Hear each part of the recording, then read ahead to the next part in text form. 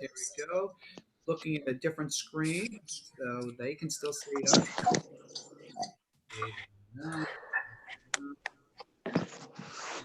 There we go.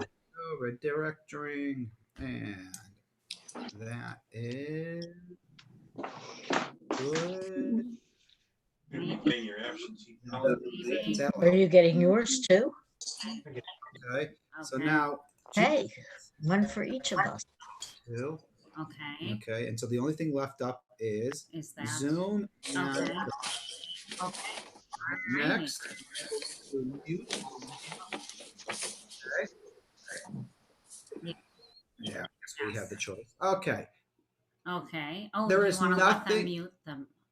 Here we go. There is nothing wrong with your microphones. We just.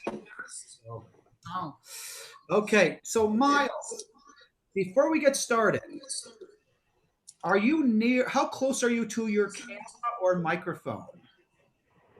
I am like a little less than a foot away from the camera. Okay. And do you know where your microphone is on your computer? I do not. Okay, don't worry about it. I have a feeling it'll be fine as long as we mute when he's on. So let me do. We're getting a little bit of feedback. So I think I know how to. I know the workaround here. So Miles, do you only have one device on? Yes. Well, I have my Sarah is on the laptop, but that's downstairs. Yeah, it's not there. That shouldn't be it. A different room. Let me try something else. I have a feeling it's just the angle of the microphone, and I don't think we're going to fix it right now. But let's see what happens if we mute ourselves. Maybe what I'll do, I'm going to get a device where I can use like a microphone, headset microphone. You know what? can, but as long as it's when we're talking, we hear us through yours. We can live that way. I can mute while you're talking. And we can too. Yes, well, we can mute while you're talking. Yeah, so well, we'll just we'll work together. That can work. Okay. Okay, so perfect. It is 3:02. Are we waiting for people to come on? We're gonna let's get Here started. We go. Okay, I'm gonna spotlight. Okay. Okay, and and Miles is ready. Okay. Okay, so he's muted. Okay. Everyone's muted. Okay. It's 3:03. Okay. And we are happy to see you, and we're glad you're here, and we are so happy that Miles is here, Dr. Zuckerman.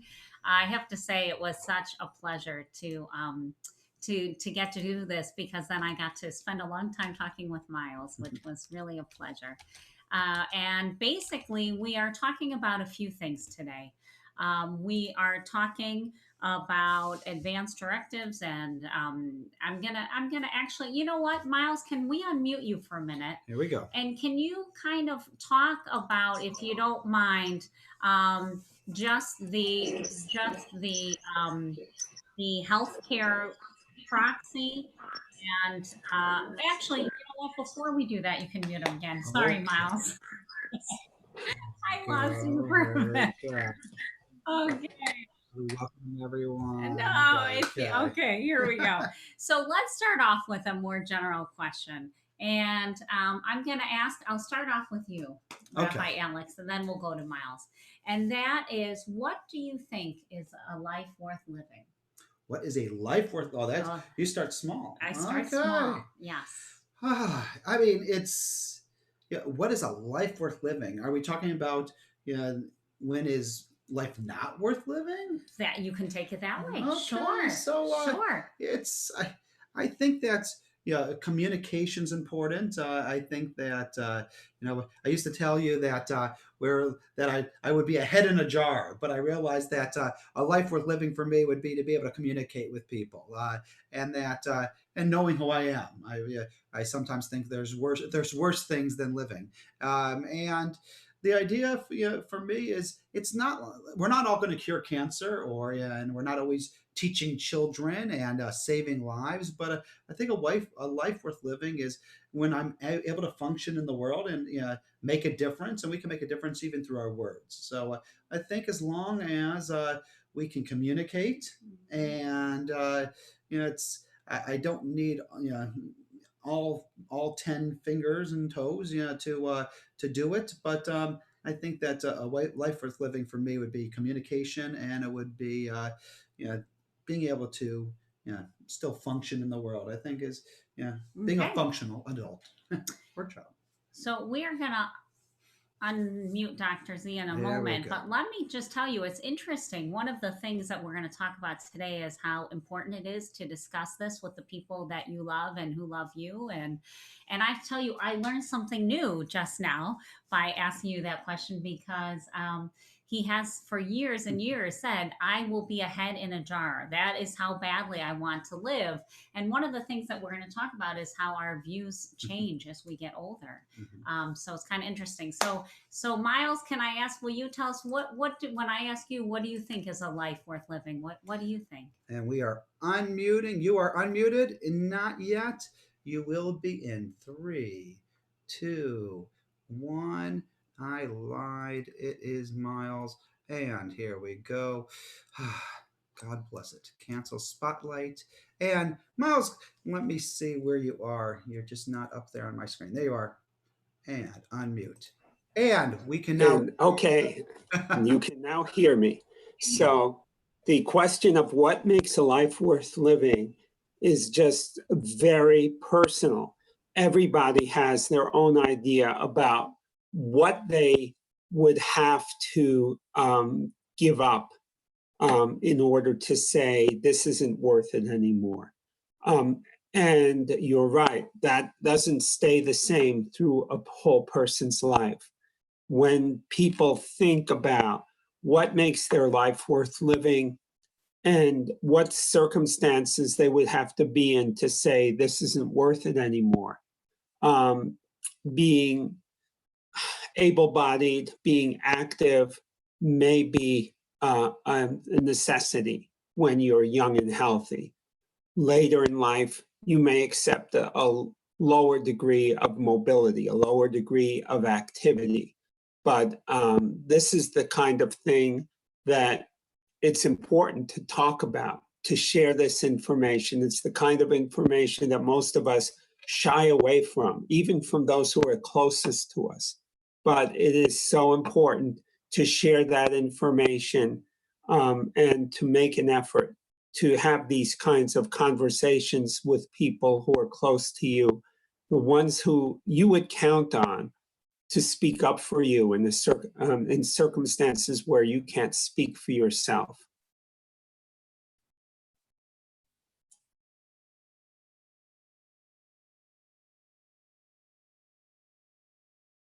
Answer your question.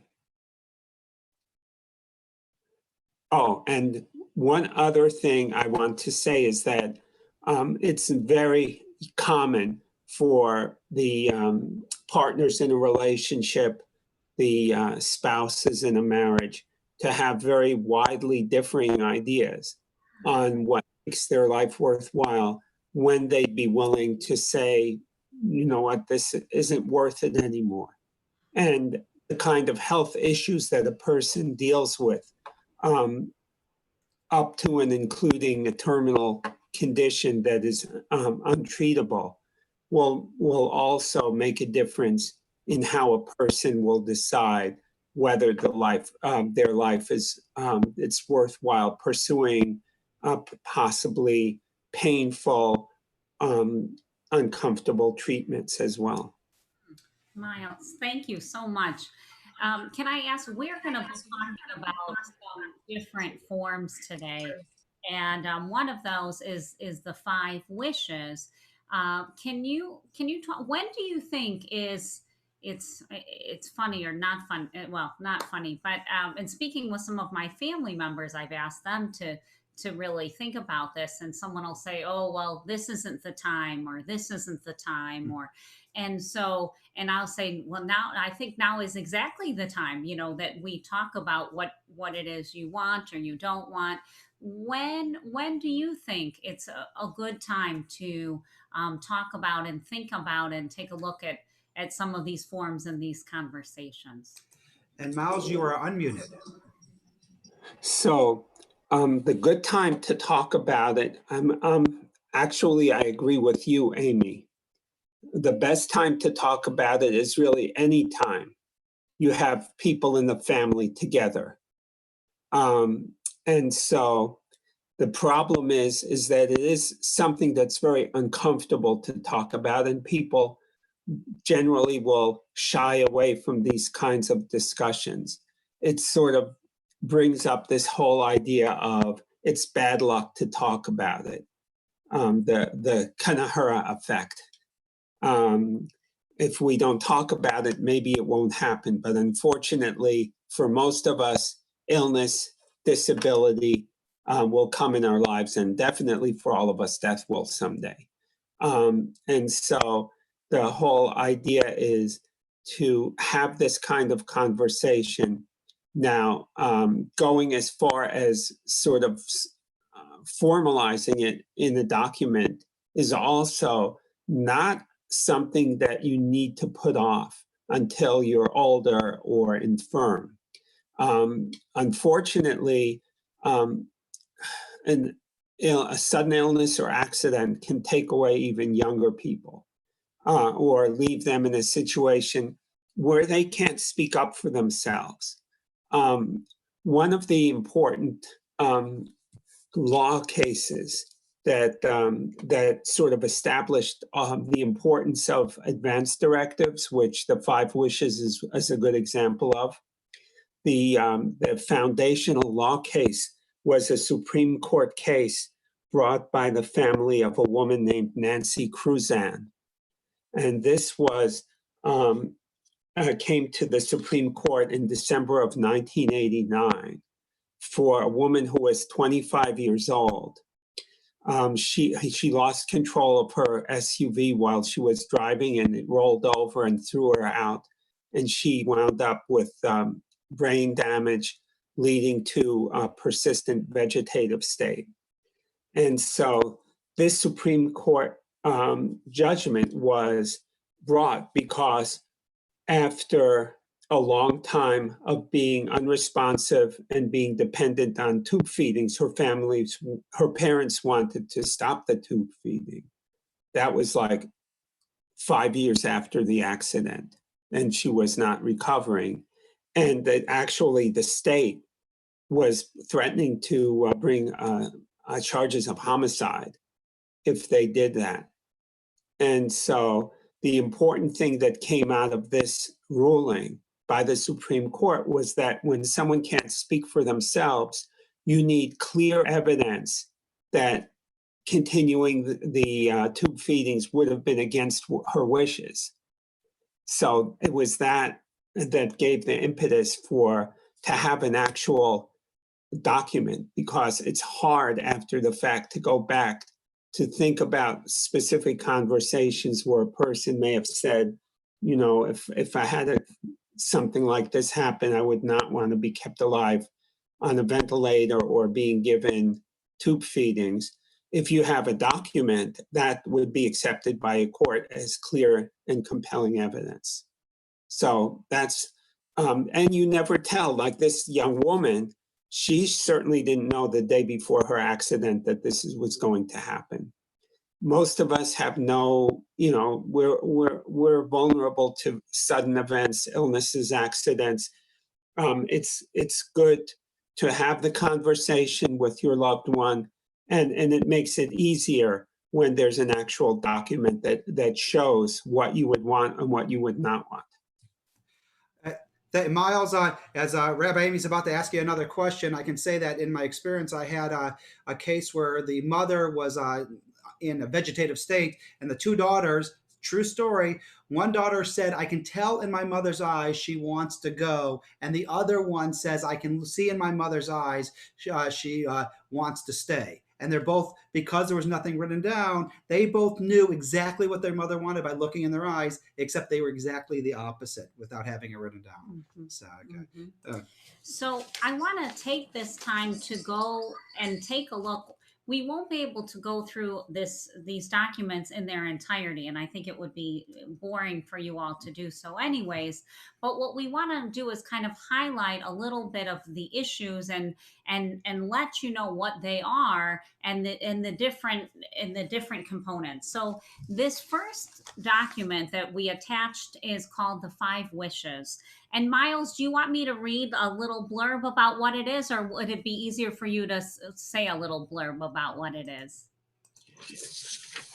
I think if you could introduce it, Amy, that would be great. Absolutely. So the 5 Wishes is it's a living will, and it talks about a person's personal, emotional, and spiritual needs, as well as their medical wishes. And what it does is it first lets you choose a person that you want to make healthcare decisions for you if you are not able to make them for yourself. And it's I looked it up. This document is legal in Pennsylvania. We'll talk at the end about executing it. But basically, if you have 2 people sign it as witnesses, it is a legal document. And the way that it can help you and your family is it lets you, and it kind of gives you a framework, because these are really tough discussions to have. This is something we kind of talk about a lot, because this is our lives, and we see a lot. And to be honest, the reason why this is so important to me is because of what I've seen. Alex and I think pretty differently about this, but I think that death is a blessing. I am someone who believes that sometimes living is not the blessing, and sometimes death is the blessing. And I think that may change as I get older, but I believe that death is a part of life, and not that I want to die, but that death is a part of life. So that's kind of how I come to this. So what this document does is it serves as a framework for having some discussions with your family and your doctor. And like Alex said, it takes that. You want to know, we all want to do what our loved ones want, right? We don't want to do something that they wouldn't want, and nor do we want something done for us that we wouldn't want. And there's a lot of, when somebody's really ill, there's a lot of emotions to begin with, right? And so then you have the pressure of trying to make the decision for the person that you love, and then you have to live with that decision after they're gone. So it really provides a great service for our families, because then they know that they're doing what we want, right? And after having some discussions, you may know who you want to care for you or who you don't. We always say we know Miles isn't going to be the one making the decisions for us, because he'll just pull the plug, right? So, but it's important to know, Miles. not this Miles. Sorry. That Miles I would feel okay with. No, our Miles. So, okay. All righty. So what the 5 Wishes does is it has different wishes. And wish number 1 is choosing the person I want to make healthcare decisions for me when I can't make them for myself, right? So ideally, we could all make our decisions. We're in a place where we can talk with our loved ones, we can talk with our doctor and say, this is what we want, or we don't want, right? But this is in the case where we can't communicate, and it specifies that the attending doctor says that I can no longer make my own healthcare decisions, and a second doctor agrees with that statement. So, Miles, do you want to talk a little bit about a person for your healthcare decider?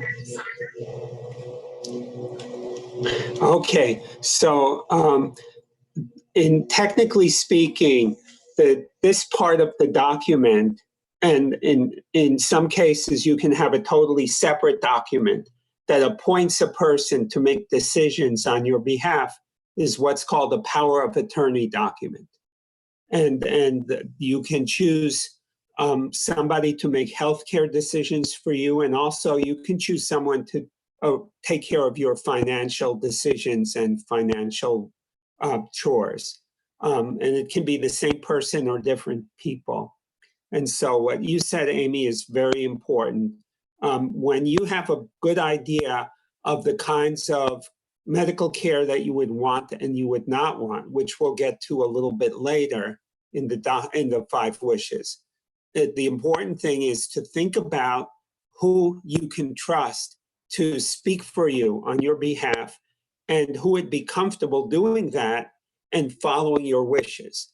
It might be that a beloved child or sibling is very close to you but would be unable for whatever reason to agree to carry out your own wishes.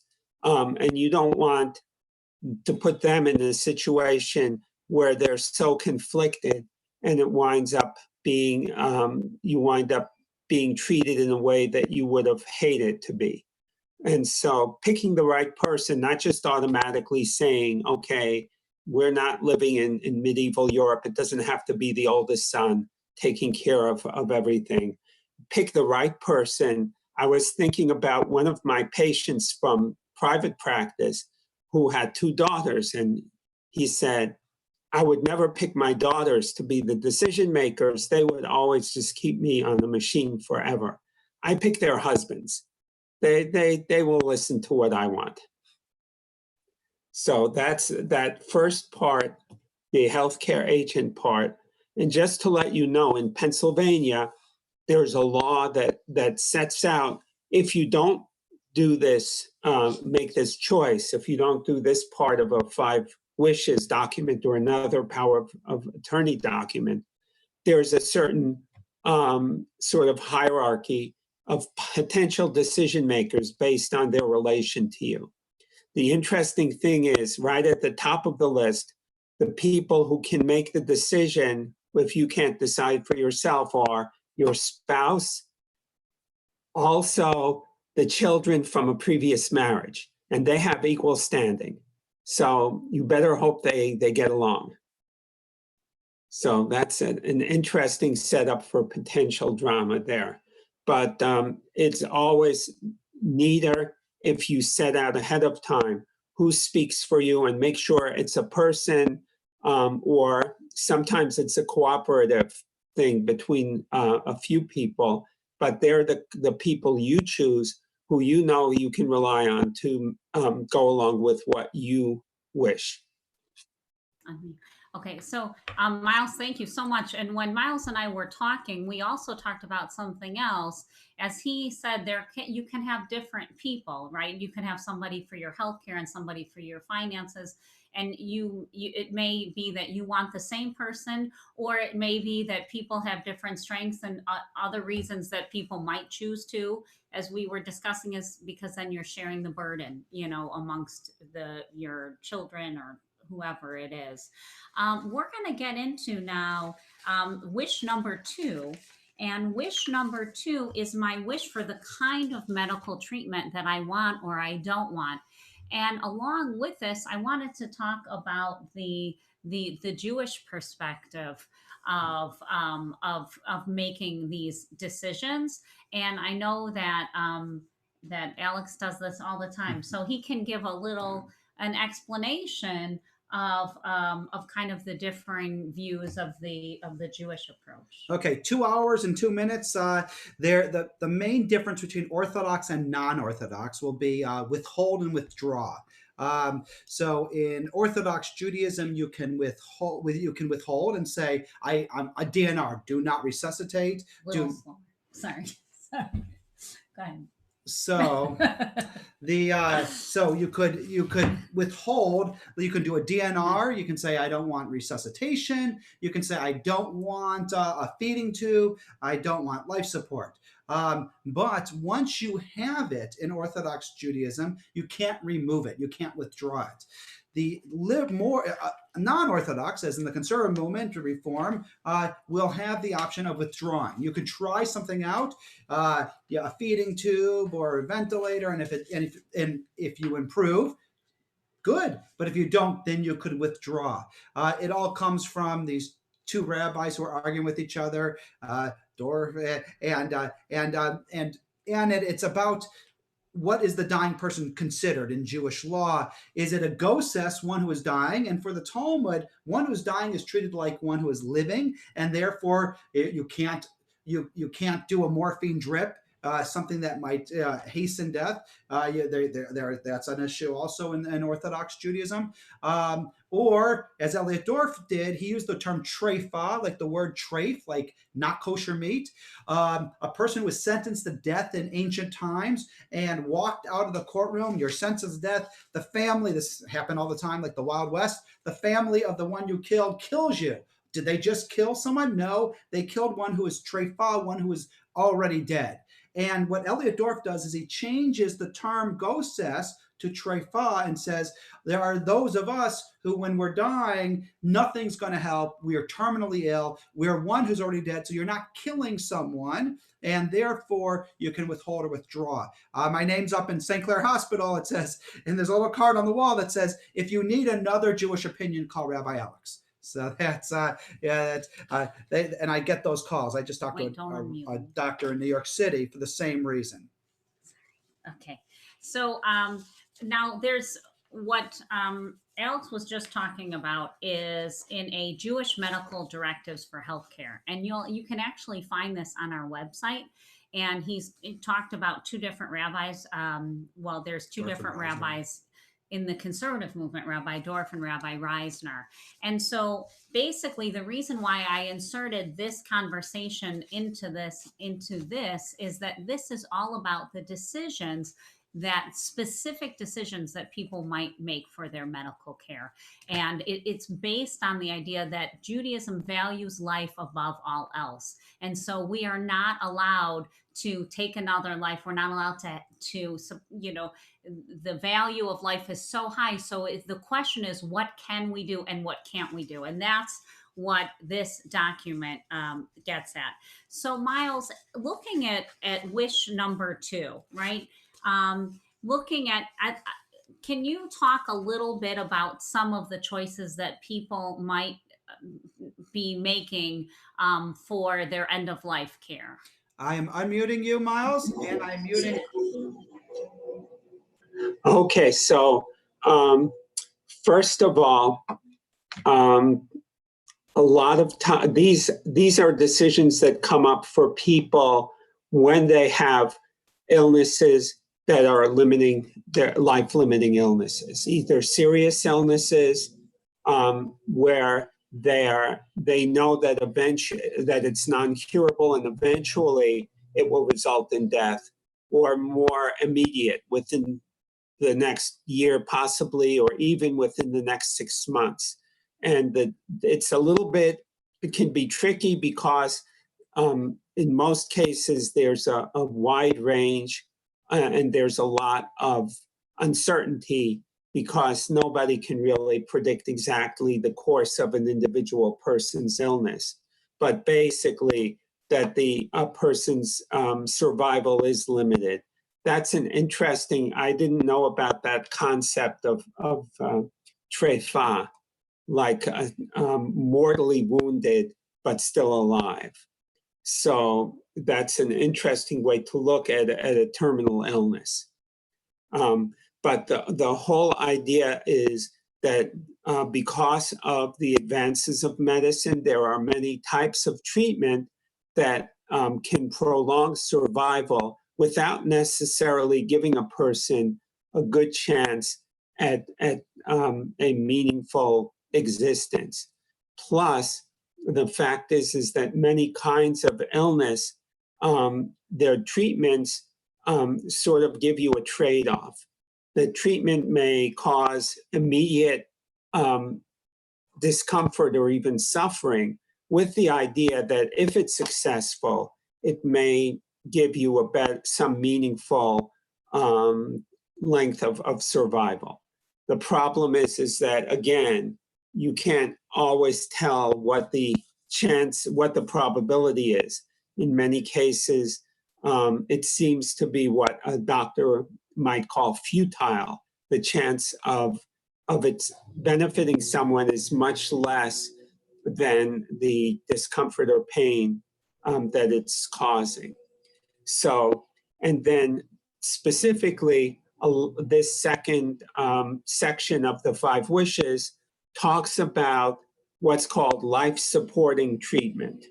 So life-supporting treatment are specific ways of making up for vital activities or vital functions of the body that the body is no longer able to do. And it may include having a feeding tube to provide nutrition when a person is not able to eat or drink enough to sustain life, or being attached via a tube to a machine that breathes for a person when the person's ability to breathe for herself is compromised. And it also talks about, in this section, it talks about specific scenarios where this could come into play. Somebody who has a terminal illness where there's no effective treatment, somebody who may have suffered brain injury and is either in a coma or a persistent vegetative state. And so this gives the person filling out the 5 wishes the option of looking at each individual type of treatment. And as Rabbi was saying in the more liberal opinion, Rabbi Alex, that is, that you have the option of saying, yep, there's 2. We are doubly blessed. So anyway, so that you have the option, according to the more liberal opinion, which would be acceptable, to either say, I would want the machine to keep me going as long as it can, I don't want it at all, or give it a certain time-limited trial. If I still show no sign of recovery, then I'm ready to discontinue it. So that gives a little bit of flexibility to the person. And even though a person may be on a ventilator machine, for example, that doesn't necessarily mean they can't be communicated with. There are ways of doing that, but then otherwise it would be the person they've chosen who would say at a certain point, no, I'm ready to turn it off. I'm ready to let nature take its course, where continued life support would be considered prolonging dying rather than prolonging life. So thank you so much. I think that last statement is one I love to underline, that, you know, are we prolonging death or prolonging life, or however you said it was better, but basically, so that is wish number 2. Is the specifics. But if you want, even, you'll see when you take a look, it's not quite that, it's not that detailed. It certainly gives enough information, but if you want even more, the Jewish Living Will has even more, like, this was an interesting one. I was surprised. It said, do you want to be made aware of your situation? Which is kind of interesting. Like, when you think about it, how many of us do we know that had older relatives that weren't told that they were dying? You know, that's an interesting question. Do you want to know if you have a few months left? Some people might say, I think I would want to know, but I don't know. But some people might say no. So that and the something important to note is that you can write stuff into the 5 wishes. So while it's not in this document, if you wanted to be made aware, or you didn't want to be made aware, you could indicate that. The other wishes are kind of more spiritual and emotional in nature. For example, wish number 3 is my wish for how comfortable I want to be. And it's so easy to use. You can basically just cross off things you don't like, or leave in the things you do. So for example, it says, I do not want to be in pain. I want my doctor to give me enough medicine to relieve my pain, even if that means I will be drowsy or sleep more than I would otherwise. But now here's one that I would think that Rabbi Alex would cross off. I wish to be massaged with warm oils as often as I can be. He's right here. He just groaned. I know he would hate that, but other people might really like that. So that is the type of thing. I wish to have my favorite music played when possible until the time of my death. It gives people ideas of what they do. Also, it's really helpful Yes. to the loved ones to say, when I'm there, what do I do? And it says, play some music. To read a book to me. Mhm. I Don't touch me. I wish to have religious readings and well loved poems read aloud when I'm near death. And then wish number 4 is my wish for how I want people to treat me. For example, I wish to have pictures of my loved ones in my room near to my bed. Yeah. So it just has a lot of lovely ideas. And then the last one is my wish for what I want my loved ones to know. And it's things like I forgive them, that type of thing. This is one of my favorites. If anyone asks how I want to be remembered, please say the following about me. So you can leave your wishes. Wouldn't it be lovely to know what your mother or father, how they wanted to be remembered? It also has details, instructions about the funeral. I know that my mother wants every grandchild to speak at her funeral. God willing, that won't be for many, many, many years. But I know that's what she wants. So isn't it nice if our families know what it is that would be meaningful or not meaningful, right, for us? I know we wanted to allow some times for question and answers, and I see one right here. Do hospitals require a living will? So I'm going to let Miles address Miles, that. you're unmuted. So the answer is it's not required. I believe that there is Medicare regulation that it be discussed. So people if always have that, they who have, anyone who's had the experience of being treated in hospital knows that you're asked about whether you have an advance directive. And if you don't, they will offer assistance in completing one. So, but it's not a necessity. You don't have to have one to be treated in a hospital. But, and if one thing I want to talk about the advance directive also, and that is a lot of people will do an advance directive and then they'll hide it away somewhere. They'll lock it up in a safe or put it in a deposit box at the bank or wherever, and can never put their hand on it when it's needed. It really is, first of all, having the person that you choose as your healthcare agent and your doctor should both have copies of them. And then it should be easy to find when you need it. And so that's, I think I talked enough about that. By the way, we just got a question, and many people get ethical wills and living wills mixed up. This person did not. Have you dealt with ethical wills? Rabbi Jack Raymer does one, but I'm going to put you on the spot here. And by the way, it reminds me of a line I heard once. It was a billboard. It says, "Are you an organ donor?" And then a question mark that says, "You're not if your family doesn't know about it." So we can write anything we want, but if no one has it, or it's good. It must be accessible. So I'm gonna hit you with ethical wills, and if you're up for it, Miles. Okay.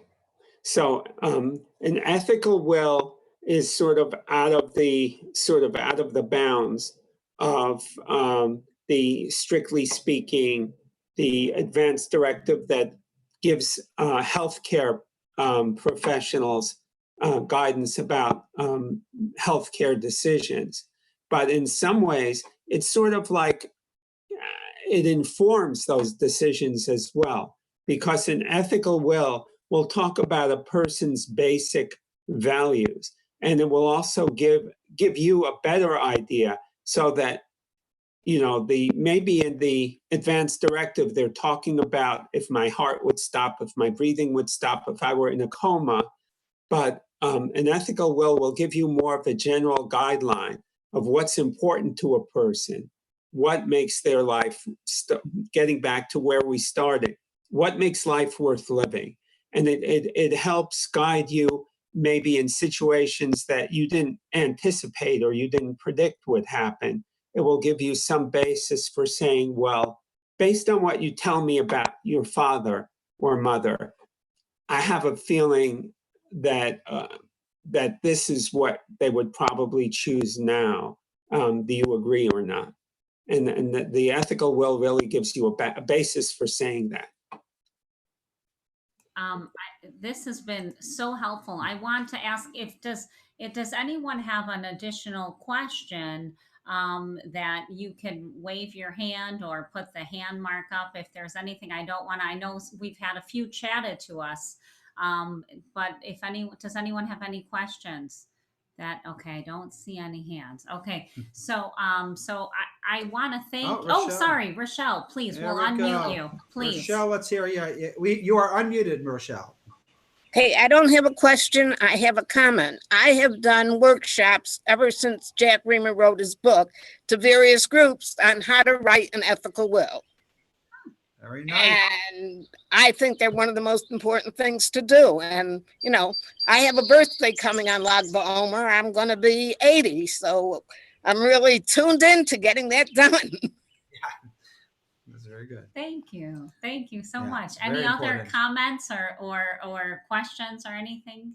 Okay, well, I want to let you know that this document we did make available, and we're happy to answer any questions that you might have. And I thank Miles so much. We're going to do a little bit more on this. There's a fabulous book called Being Mortal by Dr. Atul Gawande, if I am saying that correctly. Miles, am I saying his last name correctly? Okay, it is an amazing book about living and dying, and it's just incredible. I can't recommend it strongly enough. We're going to do a special program come the high holidays, so be on the lookout. Oh, John, please, do you have a comment or a? Yep, There we yep, go. John, please. we can hear you. Go for it. Okay. From my past experience professionally, I think you have to be careful when you're picking what degree of resuscitation and so forth you want. One of the common questions and options to choose is you don't want to be on a ventilator, or you don't want to have a CPR done. I think there are certain situations where if you gave it a little more thought, you might want to consider it on a temporary basis. For example, if you go in the emergency room and you go into a cardiac arrest and you say, no CPR, no ventilator, then you're done.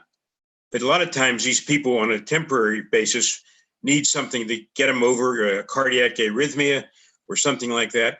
And your people that are trying to carry out your wishes on the living will really have their hands tied because the doctors can't do CPR. So you should have something that says, if I'm in a terminal vegetative state or no hope of resuscitation, yes, I don't want tubes. If you can put me on a ventilator for 2 days and then I'm going to wake up and be better, I think most people would consider that willing to try that. So when you fill out these advanced directives, make sure you give things like this consideration. Thank There you. we are. Okay, thank you. Yeah. Thank you. That is so important. And does anyone else have any comments or questions? Okay, so we will say Wait, thank. Miles has one more comment. Miles, There we please, go. Miles, and we really want you're to thank back you. on. And So I did want to say something about the 5 wishes. By the way, John, that was a very good point. And in the 5 wishes, you can specify situations where you would not want resuscitation and other ones where you might want it either, ongoing or just for a time-limited trial.